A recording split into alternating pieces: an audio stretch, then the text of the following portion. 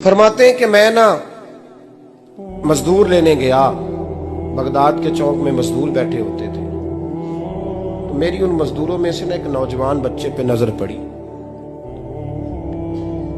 बड़ा कमजोर सा वजूद था, लेकिन चेहरे पर इबादत का निशान था। माथा बताता था कि नमाज का बड़ा ख्याल रखता है। मैं उसके करीब गया।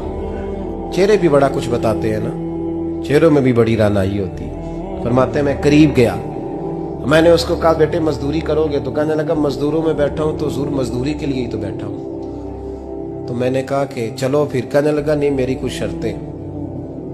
मैंने कहा बताओ? कहने लगा पहली शर्त यह है कि लोग 4 दिनार दिहाड़ी लेते हैं, मैं 3 दिनार लूंगा। मैंने कहा यार बे तो बड़ी बेहतरीन है, बाकी भी इस तरह की रख ले। उसने कहा हुजूर दूसरी शर्त यह है कि मैं आपकी मुकम्मल बात मानूंगा, लेकिन जब अजान हो जाएगी फिर आपकी नहीं सुनूंगा। तीसरी बात उसने ये की कि हुजूर मैं आपके घर में काम करूंगा पर आपके किसी सवाल का जवाब नहीं दूंगा। कहते मैंने कहा यार तू बड़ा अजीब है, शर्तें तो मालिकों की होती हैं। कहने लगा जी बहरहाल मैं शर्तें लगा के जाता हूं। फरमाते मैं उसे घर ले आया, काम मैंने उसको बताया। तो जो काम मजदूर सारे दिन में करता है ना, उसने 2 घंटे में ही कर दिया। हमारे मजदूर सिगरेट पीने में भी तो आधा घंटा लगाते हैं, वो चाय पीने जाएं तो पौना घंटा। वहां उनको भी तो दयानतदारी करनी चाहिए कि नहीं करनी चाहिए?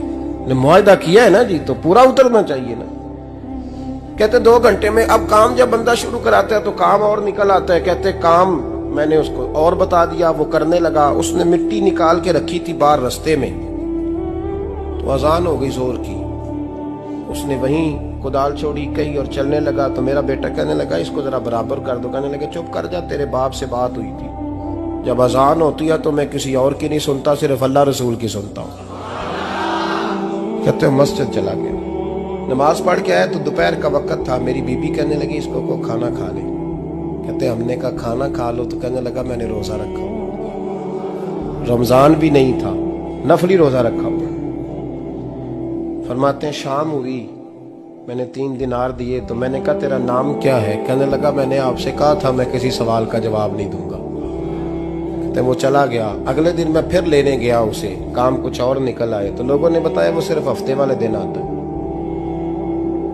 मैंने कहा क्यों? कहने लगे जी वो कहता है मेरा हफ्ते का खर्चा 3 दिनार है। जब 3 दिनार कमा लेता हूं तो बाकी सारा टाइम अल्लाह रसूल की जिक्र में गुजार दिया करता हूं। फरमाते हैं जी अगले हफ्ते मैं फिर लेने गया। मैंने पूरा हफ्ता इंतजार किया कि काम उसी से कराना है। मैं जब गया तो मैंने कहा चलो। कहने लगा मेरी शर्तें याद है ना? और मैंने कहा याद है भाई, साथ चल। फरमाते हैं काम कराया। 2-3 हफ्ते वो आता रहा। एक हफ्ते में गया तो लोगों ने कहा हुजूर आज नहीं आया। क्यों? कहने लगे बीमार हो गए। कहाँ घर है? कहने लगे बगदाद के कब्रिस्तान के पीछे जो कच्ची आबादी है उसमें रहता है। फरमाते मैं गया, दरवाजे पे दस्तक दी तो कहने लगा हुजूर आप हैं? दरवाजा खोला है, आ जाइए। फरमाते हैं मैं अंदर गया तो मैंने कहा तुम्हें कैसे पता चला मैं आया हूं? कहने लगा हुजूर अल्लाह वाले हो, आप नहीं आना था, वरना अमीर तो गरीबों का पता लेने कोई नहीं आते। कहते मैं करीब गया तो कहने लगा मैं आपका इंतजार कर रहा था, तेज बुखार है, तप रहा। जेब से कुछ पैसे निकाले। कहने लगा ये पैसे रखने। एक अंगूठी निकाली। कहने लगा हुजूर आज रात को मेरा इंतकाल हो जाएगा, इन पैसों का कफन खरीद के सुबह जनाजा पढ़ के मुझे दफन कर देना, और जब दफन करो तो ये अंगूठी लेके असर के बाद हारून रशीद के पास जाना। आप उसे कहना मैंने मिलना है, पर वो आपको टाइम नहीं देगा। आप उसको आवाज दीजिएगा कि तेरी एक अमानत है मेरे पास। फिर वो आपसे मिलेगा तो अंगूठी दे दे, फिर आप मेरी तरफ से फारिग हैं। हजरत फरमाने लगे तेरा नाम? और कहने लगा हुजूर वक्त थोड़ा है, आज रात मैंने जाना है, बड़ी लंबी माफी मांगनी है रब करीम से। अगर मुनासिब समझे तो मुझे अपने रब से तन्हाई कर देने। फरमाते हैं मैं आ गया, पर उसकी बातों ने मुझे सारी रात सोने नहीं दिया। फरमाते हैं सुबह बड़ी मुश्किल से सूरज निकला। मैं गया, दरवाजे पे हाथ रखा तो दरवाजा खुला हुआ था। अंदर दाखिल हुआ तो खुशबुएं मेरा इस्तकबाल कर रही थी। जब चेहरे से कपड़ा हटाया तो उसका तो इंतकाल हो चुका। इंतकाल हो चुका है, ऐसे है जैसे किसी का दीदार करके सोया। कहते मैं तो 2 आदमी ले गया था जनाजे पे, पर पता नहीं दुनिया किधर किधर से आई, कहां कहां से। अखां जदों मीटियां जमाना मैनू रोवेगा, अपना ते अपना बेगाना मैनू रोवेगा। फरमाते हैं मैं तो 2 बंदे ले गया था, पर पता नहीं मखलूक कहां कहां से आई।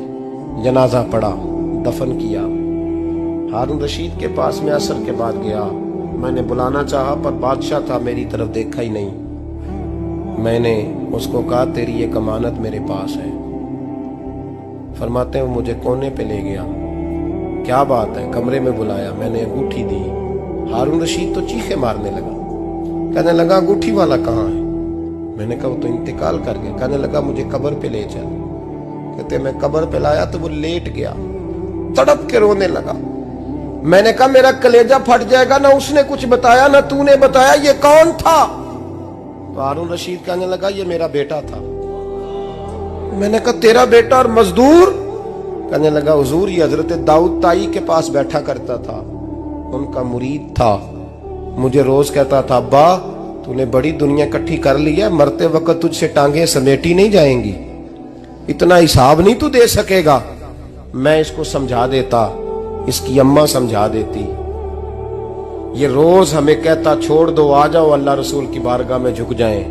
हम समझ। एक दिन ये चला गया, कहने लगा फिर तुम्हारा रास्ता और है और मेरा रास्ता और है। ये सोने की अंगूठी गलती से इसके पास रह गई, गलती से हीरे की अंगूठी चली गई।